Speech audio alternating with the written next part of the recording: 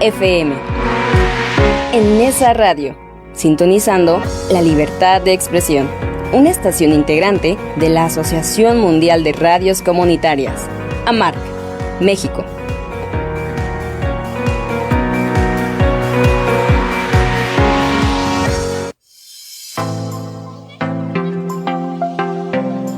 En Su Tinta Radio, un espacio para la literatura, la poesía, la filosofía y la sociedad.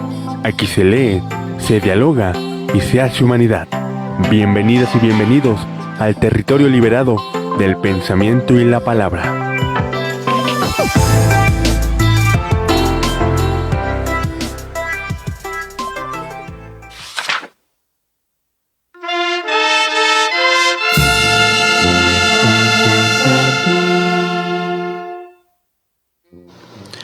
Puedo escribir los versos más tristes esta noche. Pensar que no la tengo, sentir que la he perdido, oír la noche inmensa más inmensa sin ella, y el verso cae al alma como al pasto el rocío. ¿Qué importa que mi amor no pudiera guardarla? La noche está estrellada y ella no está conmigo. Eso es todo. A lo lejos alguien canta, a lo lejos mi alma no se contenta con haberla perdido. Como para acercarla mi mirada la busca, mi corazón la busca y ella no está conmigo. La misma noche que hace blanquear los mismos árboles. Nosotros, los de entonces, ya no somos los mismos. Ya no la quiero, es cierto, pero ¿cuánto la quise? Mi voz buscaba el viento para tocar su oído. De otro, será de otro como antes de mis besos, su voz, su cuerpo claro, sus ojos infinitos. Ya no la quiero, es cierto, pero tal vez la quiero. Es tan corto el amor y es tan largo el olvido. Porque en noches como esta la tuve entre mis brazos, mi alma no se contenta con haberla perdido, aunque ese sea el último dolor que ella me causa y estos sean los últimos versos que yo le escribo. Muy buenas tardes, bienvenidos en Su Tinta Radio por Nesa Radio 97.3 FM. De nueva cuenta, los saludamos con muchísimo gusto en este sábado 11 de julio. Y pues bueno, antes de comenzar, agradezco la presencia del maestro Porfirio García Trejo. Maestro, ¿cómo está? Bien, muchas gracias. Buenas tardes a todos. Muy buenas tardes. También antes de comenzar, nuestros saludos, como siempre, a las personas que hacen posible Nesa Radio 97.3 FM, a los colectivos, por supuesto a nuestros compañeros de Poetas en Construcción y a nuestra directora Rocío Román, Abraham en los controles también, por supuesto. Y el día de hoy, maestro Porfirio, estamos con un programa especial recordando a una de las grandes figuras de las letras universales, principalmente de la poesía. Y justamente usted arrancó con un poema de este gran autor, maestro. ¿De quién vamos a hablar el día de hoy? De Ricardo Reyes Basualto, Neftali, es decir, de Pablo Neruda, el gran poeta chileno. Correcto, maestro. Pues bueno, esto a propósito de mañana se conmemora su natalicio 122. Exactamente. Imagínense, nacido en un 12 de julio de 1904. Sí. Y creo que es un muy buen momento de recordarlo de nuevo, de traerlo a la mesa. Hemos traído diversos autores, Rubén Darío, hemos traído por supuesto también a Oscar Wilde, a Edgar Allan Poe, y faltaba retomar de nueva cuenta una figura latinoamericana, en este caso chilena, maestro. Pero pues bueno, vamos a abordar distintas facetas de Pablo Neruda, y yo quisiera entrar pues preguntando tal vez lo más básico y que mucha gente seguramente se estará preguntando ahorita que mencionó su nombre completo. ¿De dónde obtiene el seudónimo de Pablo Neruda? Bueno, para empezar, es muy buena pregunta. Sí, realmente él se llamaba Ricardo Neftali Reyes Basualto, pero cambia su nombre pues por miedo. En realidad es un seudónimo que él adopta por miedo. porque según cuenta él mismo, de hecho, en sus memorias, y es por donde yo pensaba iniciar, y ahí puedo conjuntar ambas cosas. Perfecto. Los libros básicos para conocer la vida de Pablo Neruda, digamos, serían 3. Básicos. Obviamente uno serían las memorias que él escribió. Confieso que he vivido, se llama. Wow. Es un libro publicado por Cis Barral, muy completo, pero claro está que desde una perspectiva muy personal, ¿no? Una perspectiva no tan personal, pero todavía un tanto personal porque es de su amigo, de su admirador, de hecho. Es el gran estudioso de Pablo Neruda en el mundo, Hernán Loyola. Tiene un libro que se llama así, Biografía de Pablo Neruda. Es un libro muy grueso, incompleto de hecho, porque resalta ¿sí? la muerte a Hernán Loyola y ya no termina, pero el proyecto era muy, muy ambicioso, ¿no? Nos daba datos incluso de cuando iba al baño y cosas así. Claro, No. muy Estoy detallado. exagerando, pero mucho detalle, sí.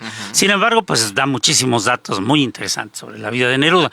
Y otro libro así muy completo también de otro de sus amigos, por cierto, Volodya Teitelbaum, se llama Neruda nada más, Neruda. Okay. Esa es quizá la biografía más extendida, más difundida de don Pablo Neruda. Claro, hay muchas más, pero así muy profundas, muy completas, estas. Okay. Y bueno, ahora me refiero más que nada a la biografía de Neruda, escrita por él mismo, cuando dice que era muy pequeño todavía cuando escribió su primer poema, ya huérfano. Hay que recordar que él nace un 12 de julio de 1904, pero su madre muere en septiembre de ese mismo año. Es decir, cuando él tenía 2 meses de vida. ¿No? Era un bebé.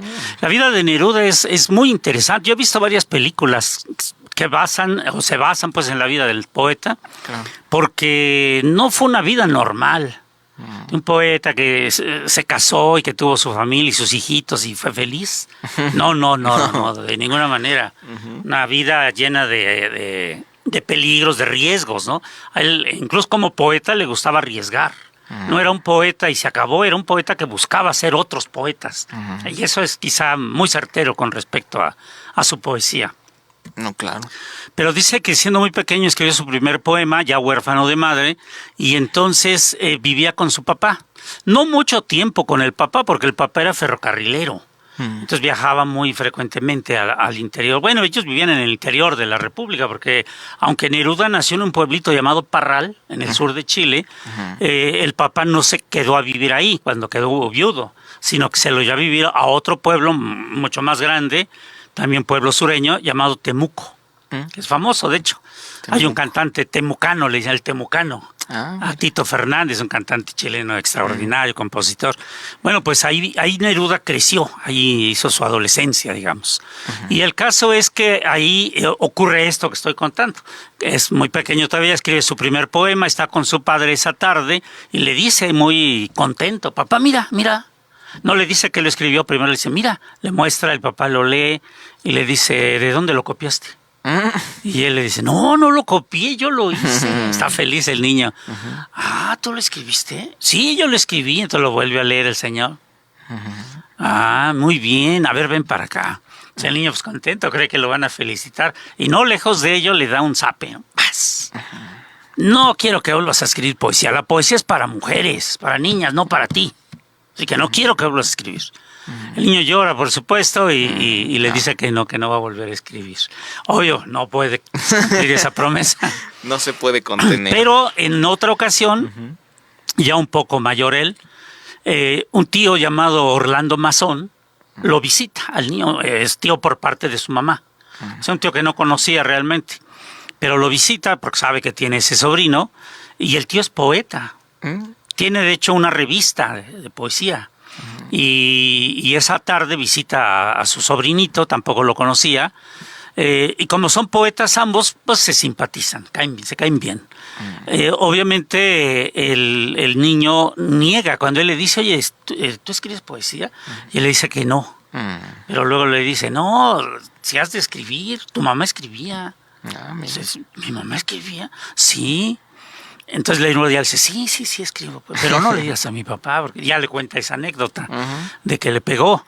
Entonces le dice él, más adelante le dice, oye, por cierto, dame uno de tus poemas, lo voy a incluir en mi revista, te vamos a dar a conocer. Dice, no. ¿Cómo que no? ¿Por qué no? Pues porque me pega mi papá. Bueno, no te preocupes, le ponemos un seudónimo. Bueno, sí, un nombre falso, ¿cómo ves? Pues sí, así sí. Bueno, ya le entrega un poema y le dice, ¿pero cómo le pongo? ¿Qué nombre le pongo? Se le dice, pues ponle, piensa un rato y le dice, Pablo. Pablo, bueno, está bien Pablo. ¿Pero Pablo qué? Debe haber un apellido, ¿Pablo qué? Entonces piensa otro rato el niño y dice, Pablo Neruda. Pablo, ay, suena muy bien. Claro que sí, ya lo anota, de hecho. Y así saldrá esa primera publicación en la revista del tío. Pero ¿por qué el seudónimo, como me preguntas tú? Por miedo. ¿Miedo a quién? Al papá. Okay. A la represión del padre, ¿no? ¿Por qué Pablo Neruda? Sería otra pregunta. ¿Por qué no Juan Pérez? Claro. ¿No? Pablo lo escogió porque desde sus 7 años Neruda ya era un niño lector. Ya leía.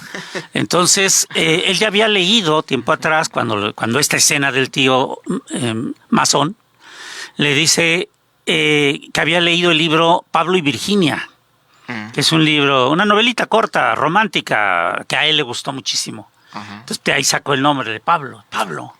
Y Neruda, porque ya en ese momento que está dialogando con su tío, él está leyendo los cuentos de la hazaña. Así se llama ese libro. Es un libro de cuentos de un escritor checoslovaco llamado Jan Neruda. Y le han gustado los cuentos, claro. Les han gustado. Entonces por eso le dice Pablo. Y lo dice Neruda, porque es lo que está leyendo. Y le gustó al tío.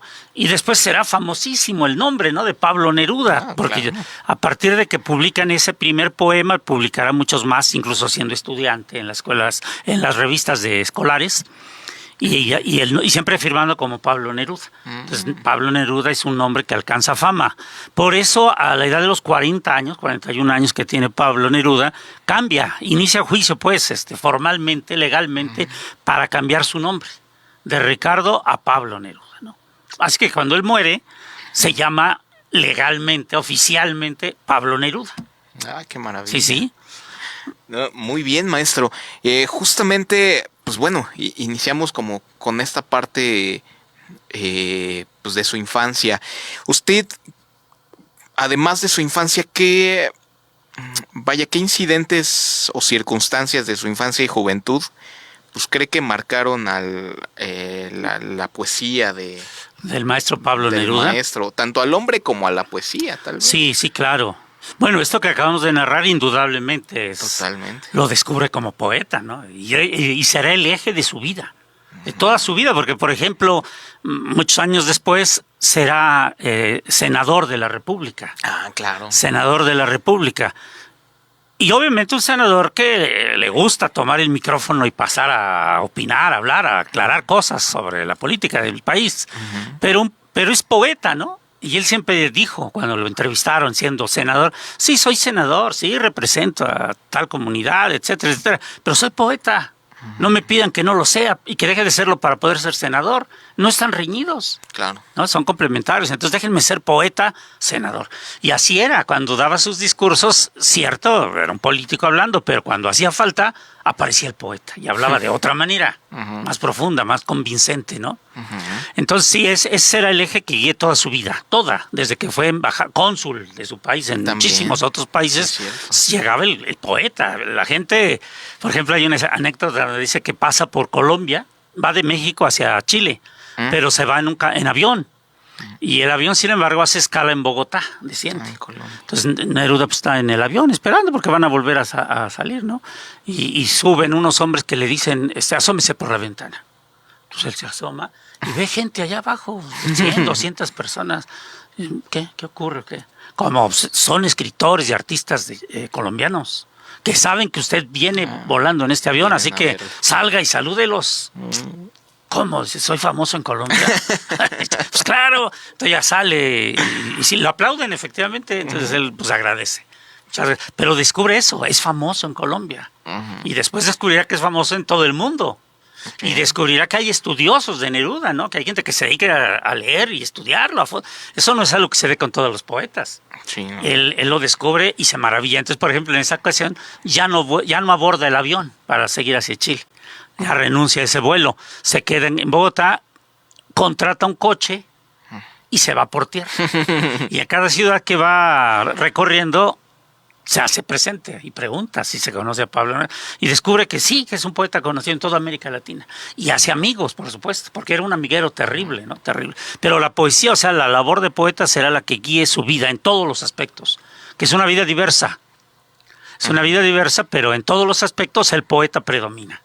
Claro. Entonces, esta anécdota del niño poeta es básica. Otra, por ejemplo, la aparición, bueno, él sabemos que hace su primaria, lo que sería la primaria, la secundaria en Temuco, pero de ahí se va a estudiar, pues lo que hoy sería la preparatoria y la carrera profesional. Él iba a ser maestro en francés. Pedagogía en francés. Entonces se va a estudiar ya a Santiago de Chile, a la capital. Obviamente sí, no se titulará nunca, no tiene título, pero sí ingresó, sí estudió, sí hizo varios años de la carrera. Entonces ahí conocerá a muchos jóvenes. En Santiago de Chile había una generación de poetas. Pues poetas malditos, les dicen, a la manera de los simbolistas, ¿no? Porque había mucha droga, había mucho vicio. Entonces muchos de los poetas no llegaron a la vejez, se murieron. Bueno, en fin, hay varios ejemplos. Pero ahí el hecho de que él fuera poeta pues le hace también ingresar a esos círculos. Y sin embargo él se da cuenta a tiempo, es peligroso. Estos no se cuidan nada, ¿no? No se cuidan, se mueren terriblemente. Entonces, pero el hecho de ser poeta lo hace famoso y lo hace imprescindible para los otros poetas. Porque además se dan cuenta de que sí, es muy joven, pero es un gran poeta. Un gran poeta. Ahí, precisamente, él vive en una azotea de un edificio y ahí dice, todas las tardes llegaban los crepúsculos, el crepúsculo pues, ¿no? Que se oculta el sol, a visitarme. Y a mí me gustaba sacar mi sillita, sentarme frente al sol a escribir. Y escribe mucho. Porque si alguna característica tiene este poeta, bueno, dos características, este poeta es que era muy fructífero, ¿no? Mucha cantidad y mucha calidad. Es un poeta pleno, pleno. No hay muchos poetas que pueden decir eso, ¿eh? Una gran cantidad, pero de veras apabullante, ¿no? Y una gran calidad, también apabullante. No es fácil decirlo. No, por supuesto, maestro. Sí, por eso el primer libro que él publique, siendo estudiante todavía, con sus ahorritos, con lo que sus amigos cooperaron, con lo que pudo, se llamó Crepusculario. Es su primer libro. Que lo da a conocer. De hecho, le da su primera fama nacional. Que uno era, ¿cómo hizo para distribuir su libro? Si le entregaron los libros, él no fue a pagar una editorial. Pagó una imprenta para que le hicieran 500 libros, 500 ejemplares, que se fueron a las manos de los amigos, a las manos de algunos familiares, a las manos de sus maestros, etcétera. Pero los libros ruedan una vez que se salen de tus manos, ¿no? Sí. Y uno de esos libros casualmente fue a parar a manos de Gonzalo Lozada, el dueño de la editorial Lozada, Argentina. O sea, llegó a Argentina el libro, hasta o él estaría en Chile, quién sabe. Pero llegó a sus manos el libro y leyó. Y claro, hay varios poemas, hay Viejo Ciego, Lloraba. Hay poemas, hay muchos, ¿no? Son como 44 poemas los que forman ese libro. La mayoría no impresionan. Yo lo acabo de releer. Porque estoy releyendo las obras completas, pero no me impacta, excepto un poema. Y a él le pasó lo mismo, a Gonzalo Lozada. Ese poema se llama Farewell. Despedida. Sí. Entonces lo leyó y dije, caray. Claro, se dio cuenta acá en la contraportada que era muy joven el poeta que había escrito eso. Creo que corte, ¿no? Cierto. Sí.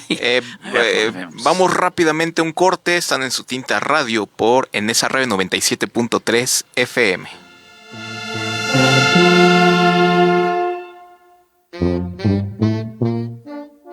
Escuchas Enesa Radio 97.3 FM. El fútbol también se juega con datos.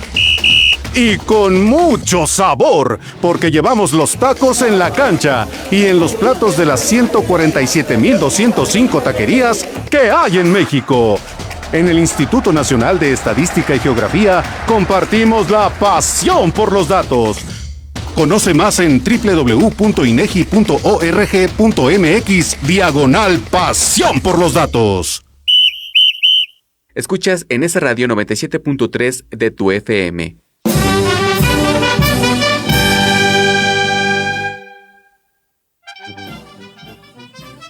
Desde el fondo de ti y arrodillado, un niño triste como yo nos mira.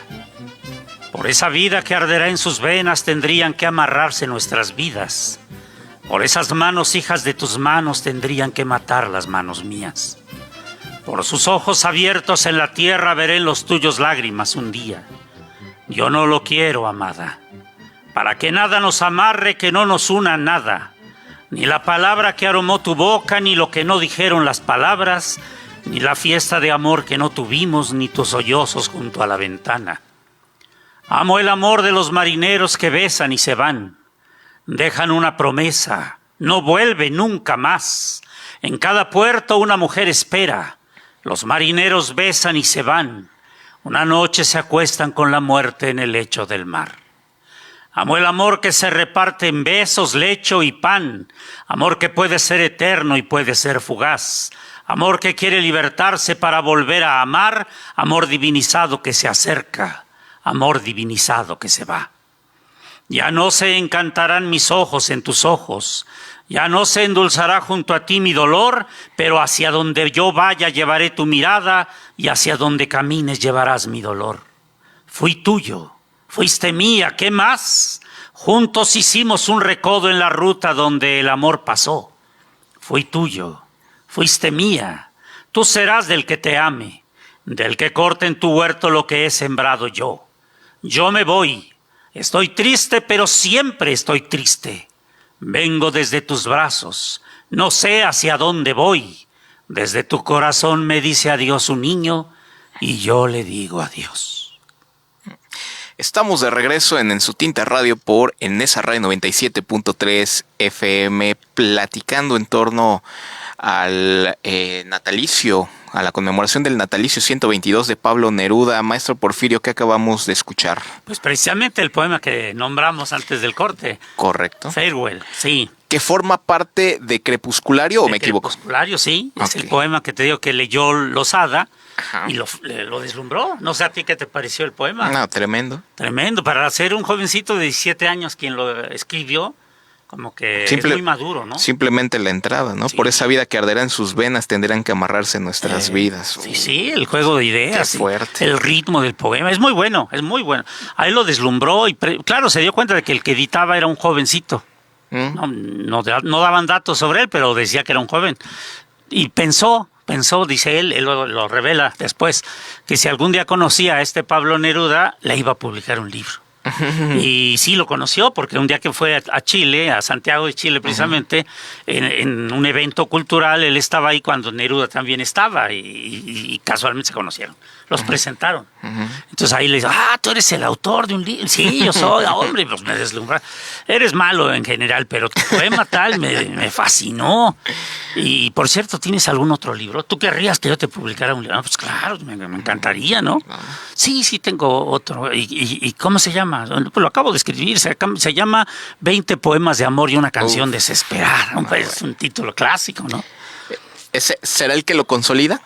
Sí, cómo no. Y lo sigue consolidando, porque mucha gente no conoce la mayoría de sus libros, ni los ha oído nombrar. Pero ese sí.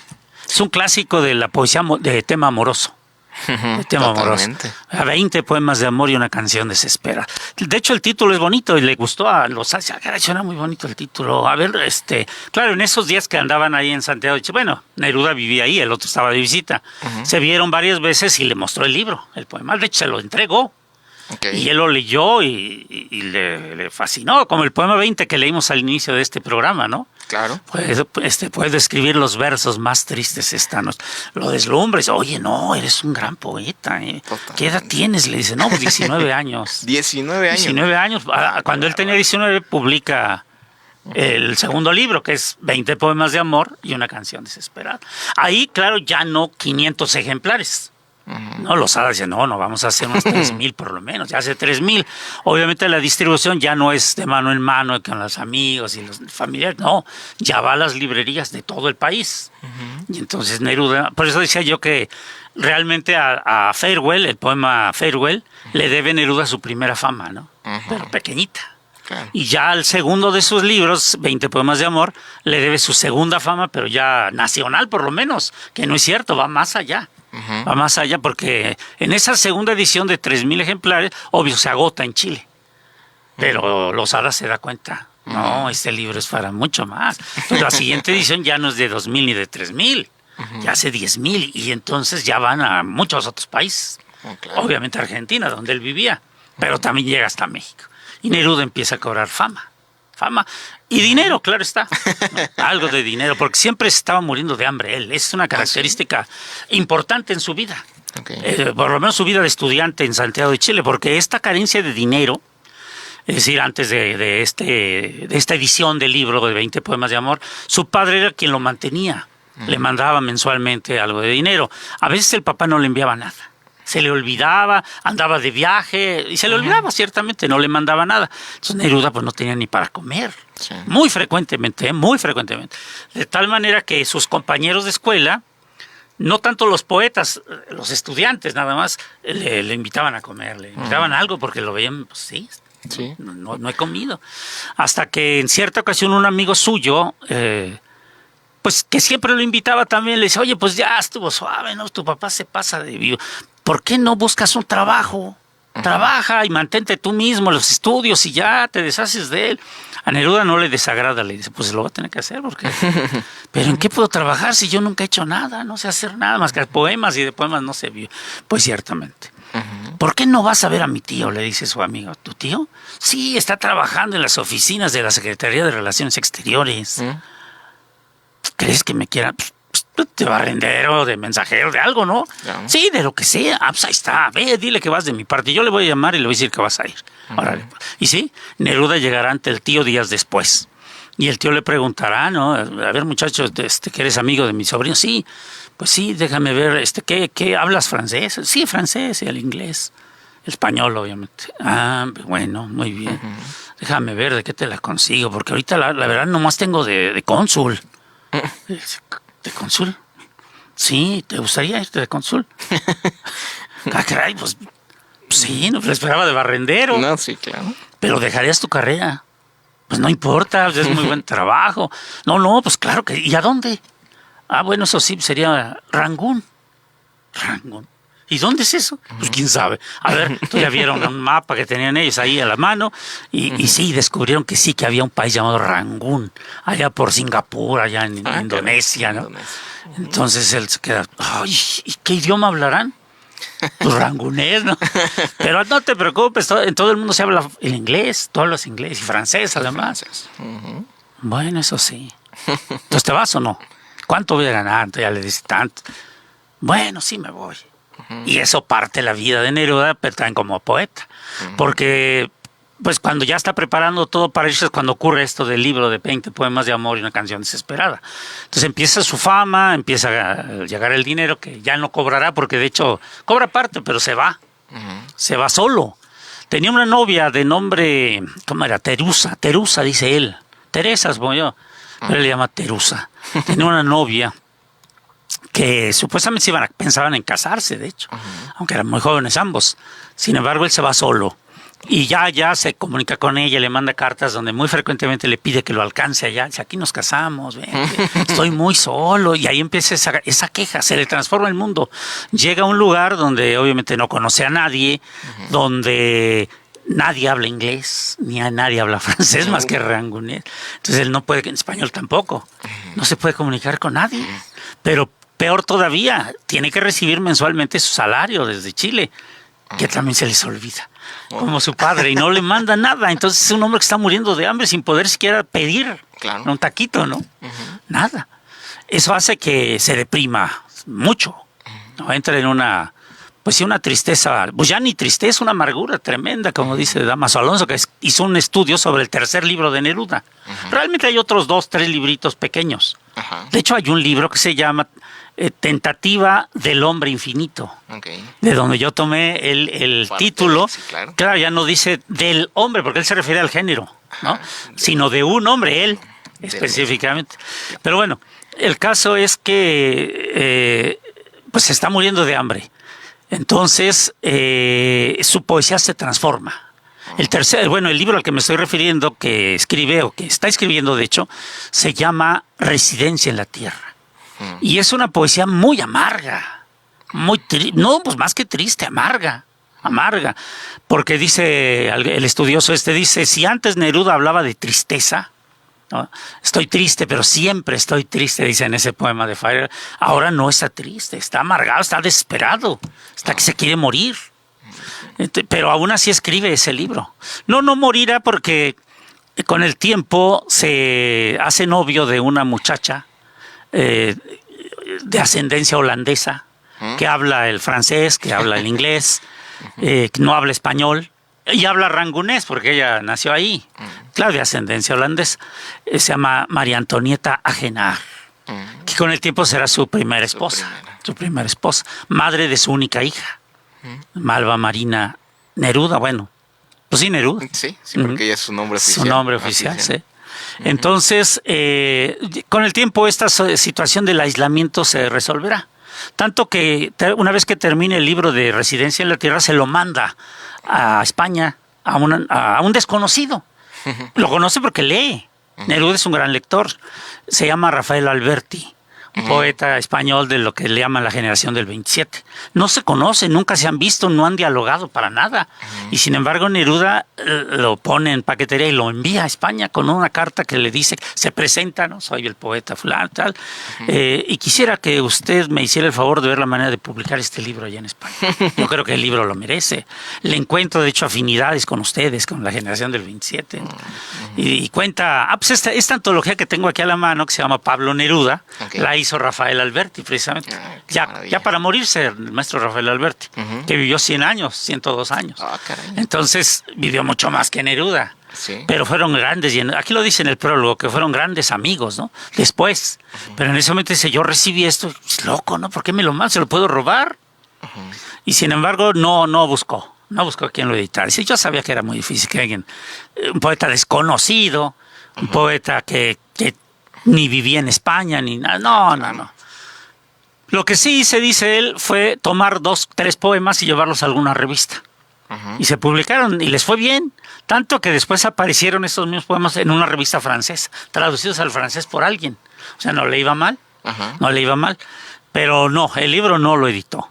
Será hasta tiempo después, porque viene la crisis económica de 1929. Claro. Sí, en Estados Unidos. Sí, bueno. Terrible, ¿no? Daño colateral, claro. Sí, entonces quiebra, bueno, la embajada de Chile allá en Rangún, en Indonesia, se clausura. Entonces el personal se le liquida. Se les da boletos de viaje al regreso al país y hasta ahí. Y Neruda pues viene con su esposa, que era como 30 centímetros más alta que él. Ah, ¿en serio? Sí, muy alta. Guapa, porque hay fotos de ella. Era guapa, obviamente. Pero bueno, con ella regresa a Chile y para entonces su papá ya está casado. Bueno, ya de antes estaba casado con otra señora, que Neruda le hace un poema que se llama La Mamadre. Nunca le dijo que era su madrastra, siempre decía mamá, ¿no? Porque fue buena con él. No fue una madrastra, fue una mamá. Ya de veras.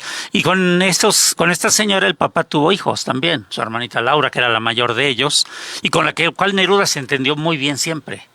Muy bien siempre. Y otros 2 hermanitos. Pero el caso es que ya cuando llega con la esposa, pues la reciben a ella muy bien, ellos son muy cordiales con la muchacha, aunque no habla español. Ahí se invierten los papeles porque Neruda tiene que ser ahora el traductor, ¿no? El que la relacione. Están solo un tiempo porque de ahí le darán otro empleo de cónsul también, pero en Argentina. Entonces van para Argentina. Ahí es donde ella le dice que está embarazada. Y Neruda se pone feliz. Y esto hay que señalarlo porque hay gente que sin haber leído, por supuesto, las biografías, atacan y dicen que Neruda era un pésimo padre, ¿no? Un mal padre de Malva Marina. Para empezar, el nombre se lo puso él, Malva Marina. Pero cuando le confiesa a ella que va a ser mamá, Neruda se pone feliz. Todos lo dicen, todas las biografías señalan esa felicidad que lo lleva a escribir, porque algo de lo que lo acusan a Neruda es que nunca escribió un poema para su hija. Cosa falsa. Falsa. Escribió no uno, varios. Yo tengo por lo menos localizados así 6 poemas para ella, ¿no? 4 que son extraordinarios. El caso es que ahí le confiesa eso, son felices un tiempo. De hecho, ya la pareja ya no se lleva tan bien. Ya se vislumbra una separación más adelante, pero el hecho de que van a ser una niña o un niño, no saben, los une otra vez. Y están en eso cuando llega la orden de que deje el consulado de Argentina y se vaya a España. Lo mandan a Barcelona. Él no quiere Barcelona, él quiere Madrid, pero en Madrid está Gabriela Mistral. Entonces, dice, pues la maestra. Y será hasta que Gabrielita se vaya de ahí, que ya lo pasen de Barcelona a Madrid, donde conocerá a toda la generación del 27. Claro. Ya empieza otra historia, digamos. Pero ve, entonces, allá en España, que llegarán ellos en el 34, bueno, llegan en el 32, pero en el 34 nace su hija. No, en el 32 debe ser. Sí, es en el 32, porque se quedan muy poco tiempo en Argentina y ahí es donde le confiesa que está embarazada. Entonces, menos de un año después ya nació la niña, ¿no? Sí, claro. Nace en España, sin embargo. Española. Todo es felicidad al principio hasta que se descubre que la niña tiene una enfermedad congénita, que es la hidrocefalia. Hidrocefalia, claro. ¿Sí? Claro. Entonces él, pues obvio, él y ella como que se desilusiona, ¿no? Eso no era lo que esperaban, por supuesto. Él escribe, hay un poema muy bello que le dedica a su niña que se llama Enfermedades en casa. Enfermedades en casa, que es para ella, donde se lamenta mucho de esta situación que él no desearía. Y obviamente le dice un médico que sin embargo la niña está condenada a morirse pronto. Dice, no viven mucho, lo siento mucho. Él se niega a tener más hijos, pero obviamente ahí la mala relación con su esposa vuelve, ¿no? Claro, cuidan a la niña, etcétera, la procuran, pero ya no se llevan tan bien. Y sin embargo, las cosas van de mal en peor. Claro, van bien en la poesía, porque ahí conoce a la generación del 27, a Rafael Alberti, a Alexandre, a Luis Cernuda, a León Felipe, a todos sus grandes poetas de esa generación. Se hace amigo, muy amigo de ellos, sobre todo de un joven poeta que viene de Orihuela, llamado él Miguel Hernández, un poeta campesino, que es mucho menor, bueno, no mucho, pero más joven que todos ellos. Y sin embargo llega y se suma a ellos. ¿No? Y lo aceptan muy bien. Neruda lo ve casi como un hijo, dicen. Y le da consejos, porque además descubren que es un muy buen poeta.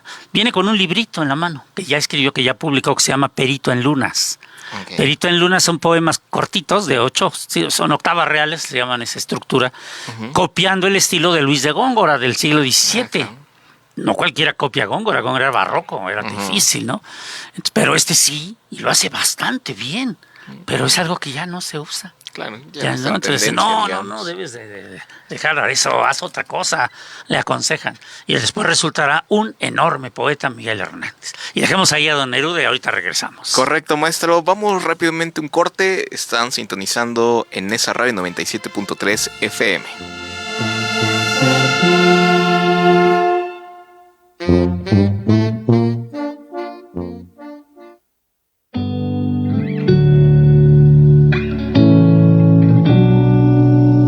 Vamos a un corte de estación. En Su Tinta Radio ya regresa con más pensamiento y palabra. La honestidad da resultados. De norte a sur, inauguramos carreteras, autopistas y puentes que transforman tu camino. Entre 2025 y lo que va de 2026, concluimos 709 kilómetros de infraestructura para conectar al país. Con estas obras, te acercamos en menos tiempo con los que más te importan. Construimos carreteras que nos unen. Gobierno de México. Escuchas en esa radio 97.3 FM. El fentanilo es una trampa que te atrapa al primer contacto. Desconecta tu cuerpo de tu mente y convierte tu cabeza en una pesadilla. El fentanilo te mata. Elige vivir. Llama a la línea de la vida. 800-911-2000. Gobierno de México. Escuchas en esa radio 97.3 de tu FM.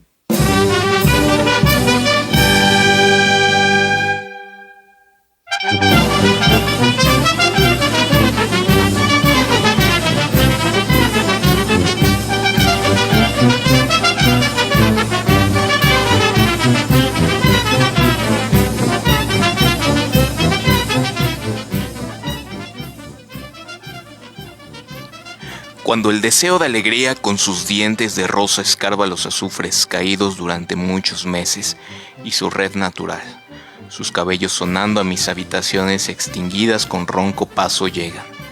Allí, la rosa de alambre maldito golpea con arañas las paredes y el vidrio roto hostiliza la sangre, y las uñas del cielo se acumulan, de tal modo que no se puede salir, que no se puede dirigir un asunto estimable. Es tanta la niebla, la vaga niebla cagada por los pájaros, es tanto el humo convertido en vinagre, y el agrio aire que horada las escalas. En ese instante en el que día se cae con las plumas deshechas, no hay sino llanto, nada más que llanto, porque solo sufrir, solamente sufrir y nada más que llanto. Maestro, pues estamos enfermedades en casa. Enfermedades en la casa, ¿no?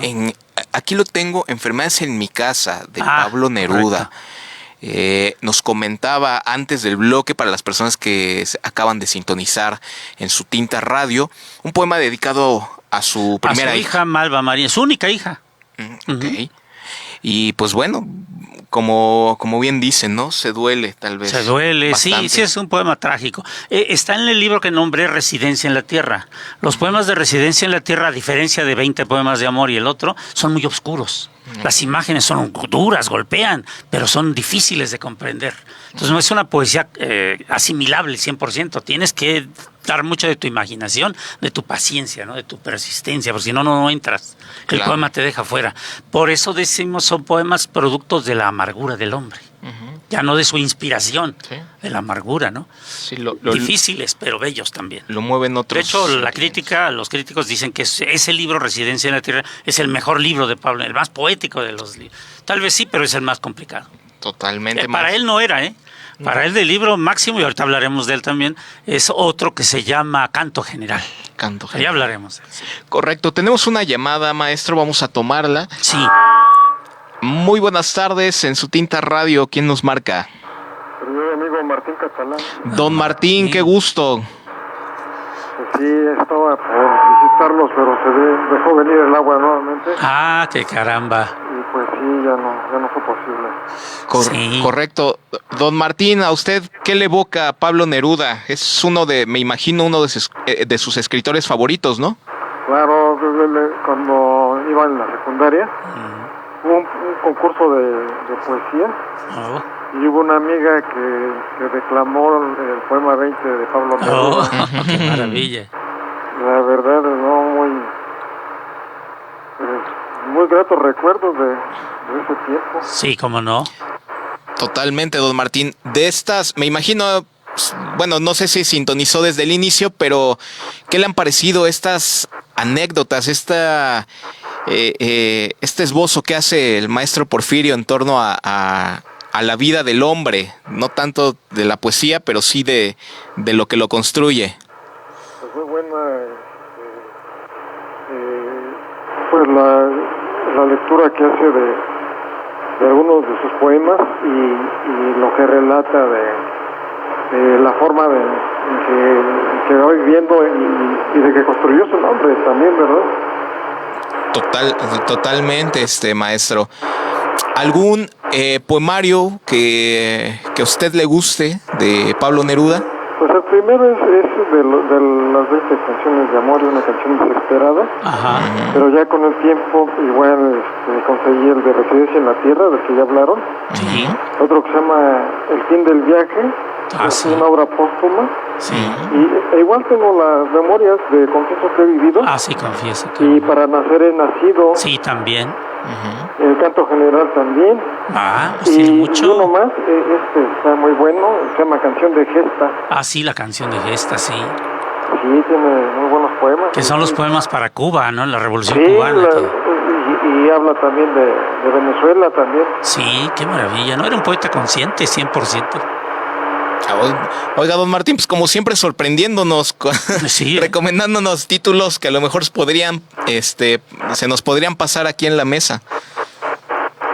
Gracias. Don Martín, pues le agradecemos muchísimo. Lo invitamos a quedarse porque Más adelante vamos a abordar tantito el libro del maestro Porfirio, titulado Pablo Neruda, Tentativa de un hombre infinito, por si, para que nos escuche, maestro.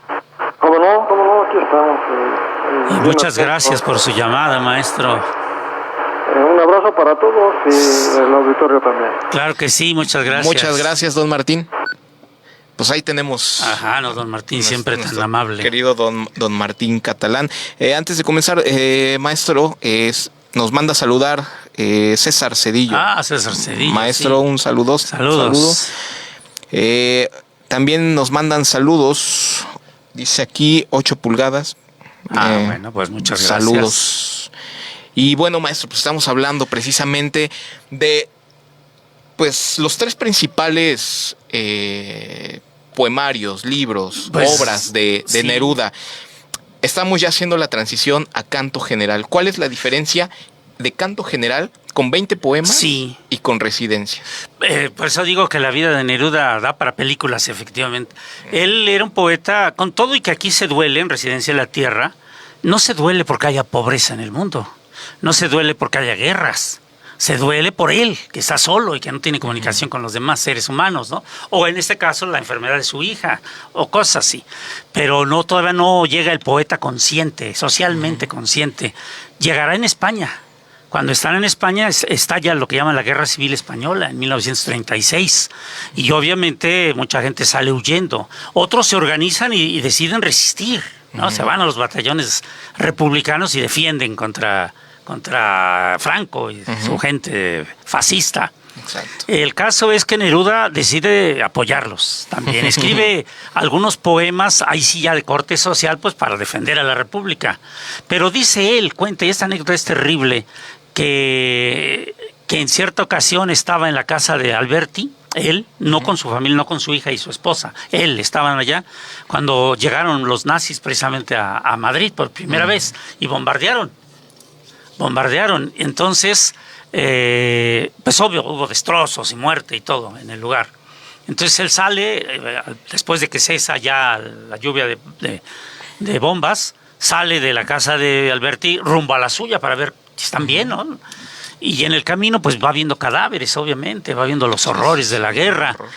Un niño en particular le llama la atención porque está agonizando el niño, está pues muy gravemente herido, va a morir de hecho. Y él se acerca y el niño llora y le pide que no lo abandone y él no lo abandona, se queda hasta que muere el niño, ¿no? Porque está despedazado en realidad, no sé por cómo no se ha muerto, pero ahí él dice que el mundo cambió. No han visto esa sangre. ¿Cuál sangre? Pues esa, la de los cadáveres que está viendo, pero del niño también, que está en un charco de su propia sangre, ¿no? Entonces, eso hace que él conciba de otra manera el mundo. Entonces dice, mi poesía a partir de ahora será una poesía comprometida con la realidad social, por supuesto. Y entonces escribe mucho sobre eso. De hecho, el tercer libro, porque Residencia de la Tierra son 3 libros, 3 volúmenes. El tercero ya no es como esos. Ahí está la primera poesía social de Neruda, hablando de la Guerra Civil Española y luego de la Segunda Guerra Mundial, por supuesto. Pero cuando ya vuelve a América, después de pasar por muchas aventuras, de hecho dejar a su esposa, perder a su hija, y en fin, ahí es donde también lo atacan mucho porque dicen, se desentendió de ella, ¿no? La mujer se fue para Holanda y él no fue a visitarla nunca, se olvidó de ella, cosa que es falsa. En primer lugar, sí fue una sola vez a visitarla.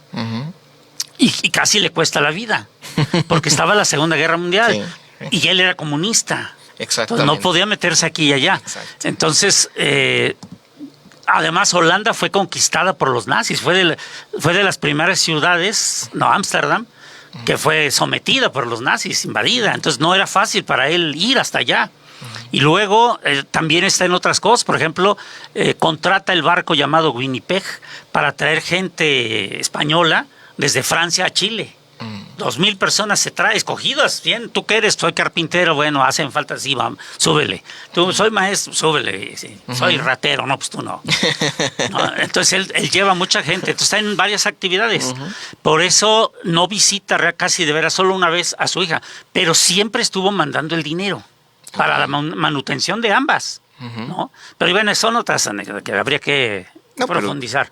Pero cuando él ya de esto pasa, decide escribir un libro que se llama Canto General. Y se llama primero Canto General de Chile, porque va a ser poesía para Chile, nada más. O reflejando, pues, las realidades chilenas. Pero después que viene a México, en ese tiempo lo mandan de cónsul para acá, y conoce a Rivera, y conoce a Orozco, y así que claro. hay puros comunistas, ¿no? A Kahlo. Totalmente. Sí, se pelea con Paz, se dan de golpes, en fin. Qué raro que se peleen con Paz, ¿no? Pero se entendió perfectamente con los comunistas como Efraín Huerta, por ejemplo, José Revueltas. Bueno, no se diga el hermano de José, Silvestre Revueltas. Se hizo amigo de todos ellos. Y aquí es donde recibe la carta de que murió su hija, precisamente. Entonces, igual, él mismo lo cuenta ahí, lo cuentan sus biógrafos, entra en una tristeza extrema porque tenía la esperanza de volverla a ver y se da cuenta de que no. Entonces entra en depresión tanto que renuncia al cargo de cónsul en México y decide irse.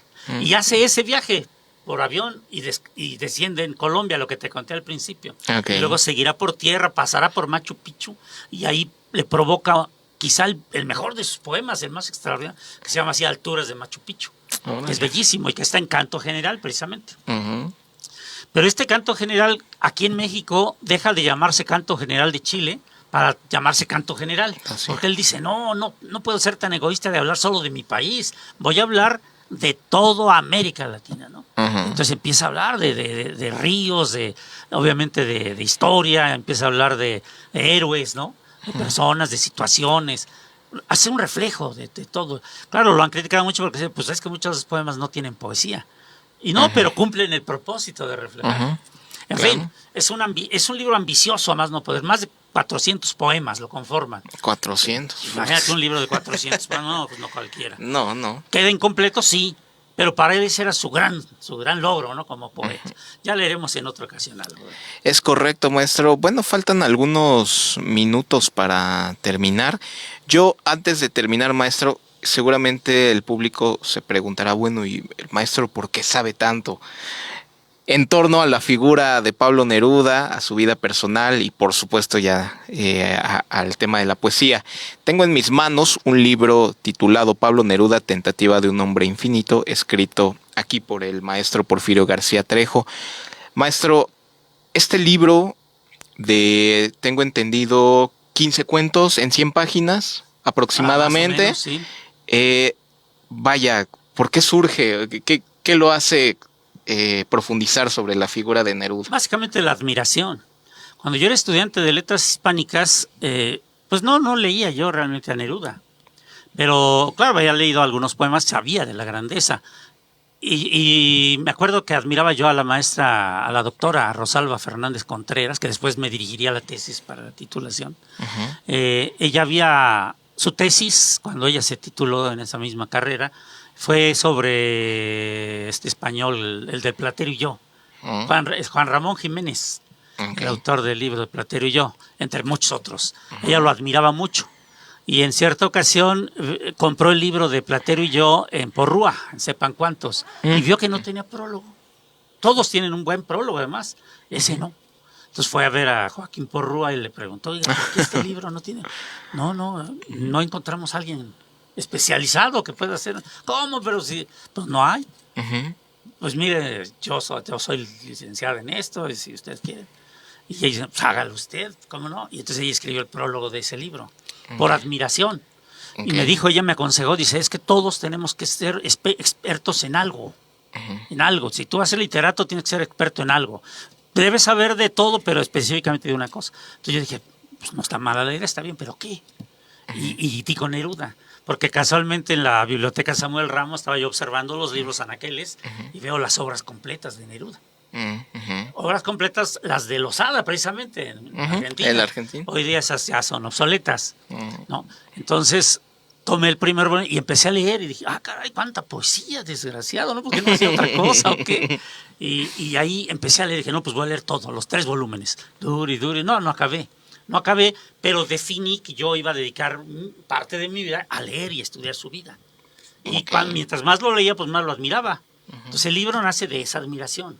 Voy a hacer un libro donde se hable... porque yo no soy cuentista, pero me asumo que puedo hacer cuentos. Claro. No nací cuentista, pero hago cuentos. Entonces dije, voy a hacer una biografía de Neruda, pero en cuentos. Exactamente. Ajá, en cuentos. Eso es lo que quiero preguntarle, pero después de ese último corte que Ay, tenemos todavía en Su Tinta Radio por Enesa Radio 97.3 FM.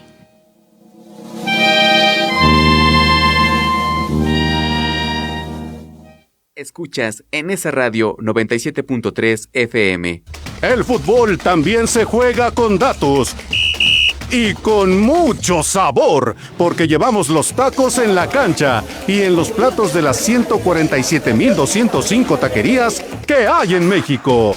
En el Instituto Nacional de Estadística y Geografía compartimos la pasión por los datos. Conoce más en www.inegi.org.mx/pasión por los datos. Escuchas Enesa Radio 97.3 de tu FM.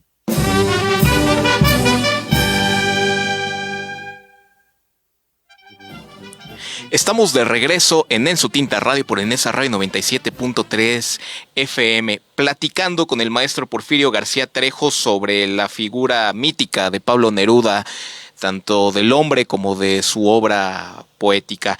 Y estamos hablando precisamente, maestro, de su libro, Pablo Neruda, Tentativa de Hombre Infinito. Libro que me parece interesante, escrito a través del género de cuento. Sí. Y cuéntenos, ahora sí que cuéntenos. Ajá. Es en realidad un cuento, es una biografía y es como una novela, porque los cuentos se relacionan, ¿no? Son como capítulos de una misma novela, pero todo en torno a la biografía de Neruda. Realmente de eso se trataba, llevar a la realidad, a la acción, lo que otros te platican como historia, exclusivamente historia, ¿no? Neruda despidiéndose de su hija y de su esposa en Francia, porque ella ya se va para Holanda y él va a regresar a Chile. Bueno, eso lo sabemos porque así te lo cuenta el historiador. Ahí se despidieron y ya. Pero yo dije, no, yo quiero verlos. Entonces los pongo a platicar, a dialogar, a despedirse, ¿no? La niña, qué actitud asumió. Claro. Neruda, qué sintió cuando vieron que se alejaban, que subían al tren, qué sé yo. Entonces darle vida a momentos de la vida de Neruda que nadie verá ya, pero que él vivió ciertamente. Totalmente. Oiga, maestro, me estaba comentando en el corte precisamente que este libro lo escribió en una época difícil. Cuéntenos sobre eso. Pues eso, que me enfermé de COVID allá en el año de 1922 y obviamente me aislaron 12 días. En 2022, ¿no? 2022, sí. Dijo 1922, dije, caray. No, me regresé 100 años. No, en el 2022. Claro. Y obviamente te aíslan. Entonces, pues, ¿qué haces aislado? No me puse mal. No, pues, si no hubiera podido. Pero hay que... Pero estaba yo ahí, leía, obviamente. No me gusta ver televisión. Entonces, no. Y de pronto dije, pues ya tenía el proyecto. Voy a llevarlo a la práctica, o sea, el momento. Entonces, la computadora y vámonos a escribir duro y duro. Claro, pedí que me fueran a buscar los libros tales y tales. Las biografías, por supuesto. Claro. No hay nada de inventado. Sí, aquí lo que hace Neruda aquí en estos cuentos, lo que dice, pues yo lo recreo, ¿no? Porque yo no lo oí cuando lo dijo, pero sé que lo dijo, no lo inventé. Sí, claro. Y entonces, ¿a cuántas fuentes tuvo que acudir? Bueno, aquí las puse, son creo que 14 fuentes. 14. Sí, okay. Incluyendo obviamente biografías, pero también los libros de Neruda y otros libros que son estudios, ¿no? Estudiosos pues sobre la obra de Neruda. Totalmente. Por ejemplo, y no lo puse, por eso me cayó gordo, el canon literario de Occidente, de Harold Bloom, habla de Neruda. Uno de los cánones es Neruda. Y no sé por qué a otros, porque leí el libro completo del canon, habla muy bien de Borges, habla muy bien de muchos otros escritores y no los confronta con nadie. Pero cuando llega con Neruda, para empezar habla mal de que haya sido comunista. Y luego lo confronta con Walt Whitman, a quien Neruda, por cierto, admiraba profundamente, lo veía como su maestro. Y él lo confronta. Y su conclusión es que, ya ven, Walt Whitman era un gran poeta. Neruda no, pero comete el error de citarlos. No cita versos de los dos, pero lo que cita de Neruda son partes de su poema Alturas de Machu Picchu, que te digo que seguramente es su mayor poema. Entonces uno lee eso y no solo por admirar, te das cuenta, dice, no, pues es grande Walt Whitman, pero Neruda es mayor. Lo lees y te das cuenta, no porque te caiga bien uno y el otro no, que a mí no me cae gordo Walt Whitman, al contrario, también lo admiro, ¿no? Pero Neruda no es menor por eso. No, totalmente. Sí, no, ese no lo puse, me cayó gordo, pero traté de leer lo más que pude, pues, para no fallar. Perfecto, maestro. Pues mire, estamos casi por terminar el programa. Yo quisiera que dedicáramos tal vez este mes a recordar algunos pasajes. Seguir recordando, porque me imagino es una vida llena de anécdotas y de historias trágicas como muy buenas, ¿no? Sí. Pero yo quisiera preguntarle finalmente, además de Alturas de Machu Picchu, si tuviera que elegir un solo poema para homenajear a Pablo Neruda, ¿cuál sería? No, es una pregunta terrible. Difícil, ¿no? No, muy difícil, porque pues son miles de poemas los de Neruda, ¿no? Yo no he leído todo, te digo. Ahora son 5 volúmenes de poesía completa de él. Entonces es muy difícil leer todo. Pero de lo que he leído, digamos, sí, Alturas de Machu Picchu, pero en diferentes momentos, por ejemplo, el poema 20, Farewell, para empezar, para mí sería para mí adolescente, ¿no? Claro. Haber leído eso fue maravilloso, descubrir un mundo de poesía extraordinaria. Obviamente el poema 20, el poema 15, el poema 7, de los 20 poemas de amor, el poema 19, no, son poemas que me impactaron también. Más que Farewell, pues ponle que no, pero se suman. Luego, no se diga Residencia en la Tierra, solo la muerte, Barcarola, ¿no? El de Walking Around, obviamente varios de su hija. No, pues es que son muchos. Es tremendo. Y luego si te vas, por ejemplo, al canto general que te decía yo, que son más de 400 poemas, no, pues hay una infinidad. Todos los que le dedicó a México. Hay un libro muy bonito que publicó Mario Nandayapa, un maestro del Politécnico, que hizo su doctorado allá en Chile. Y entonces la tesis para titular fue juntar todos los poemas que Neruda escribió a México. Estando en México o no. Siempre evocaba cosas, estaba enamorado de México. Y lo reunió en un solo volumen, que se llama Estampa Mexicana de Neruda, algo así. Bello. Aquí lo debo de citar, no ese es el título. Pero es bellísimo y está toda la poesía de Neruda escrita para México. Es maravilloso. Nandayapa Mario, la serenata épica de Neruda a México. Así se llama, y que lo editó por cierto el Poli. Bellísimo libro, sí. ¿Quién lo imaginaría, no? El Politécnico con temas... Pues desgraciadamente, porque el Politécnico hace muchos libros, tiene una buena editorial, y van a la bodega. Claro, no se dan a conocer. No los hace circular. Caray. Todavía la UNAM circulan más, porque tiene librería. Bueno, también el Poli tiene algunas librerías, pero no son eficaces. Claro. No es una empresa realmente. Exacto. Y nosotros, los que alguna vez fuimos parte del Poli, que escribíamos, no tenemos acceso a editar. ¿No? Siempre te marginan. Una vez le pregunté a este poeta chapaneco, Oscar Wong, le publicaron un libro. Le dije, ¿cómo le hiciste? Pues tú ni trabajas en el Poli ni nada. Y yo tengo años pidiendo que me editen. No, bueno, pero tengo amigos.